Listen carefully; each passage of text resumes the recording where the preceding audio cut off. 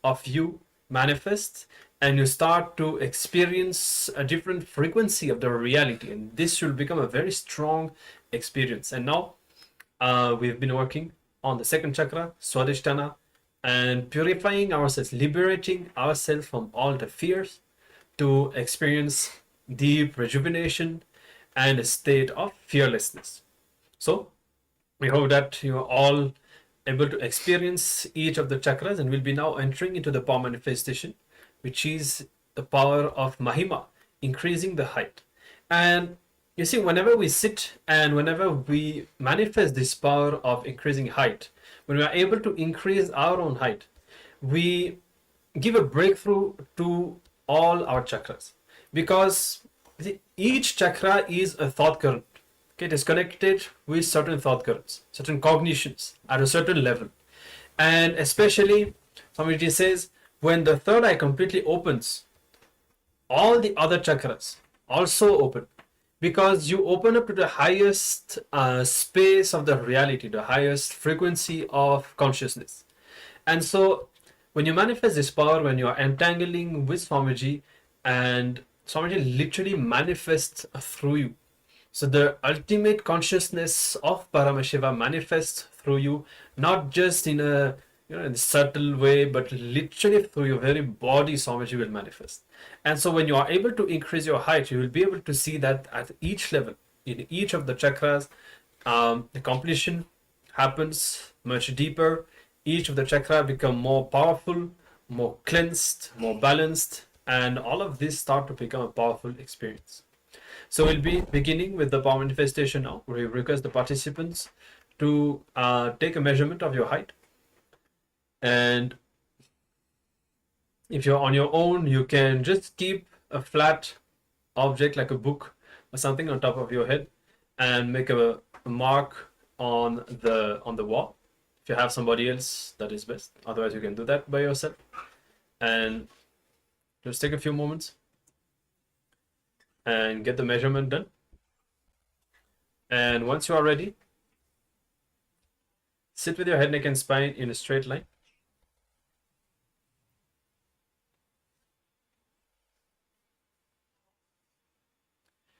And bring your awareness to the third eye. Chant the Mahavakya. Om Nityananda Paramashivoham. Unclutch from all the thoughts, from your very identity. Sit with a deep space of unclutching, remembering yourself as Paramashiva. And visualize this power manifesting. Visualize that you are increasing your height. Be in the space of oneness with Swamiji. Allow Swamiji to manifest this power through you. So let's begin the power manifestation now. Sit intensely and chant the Mahavakya. Reverberate yourself in the frequency, the vibration of the Mahavakya. And let's manifest this power of increasing our height.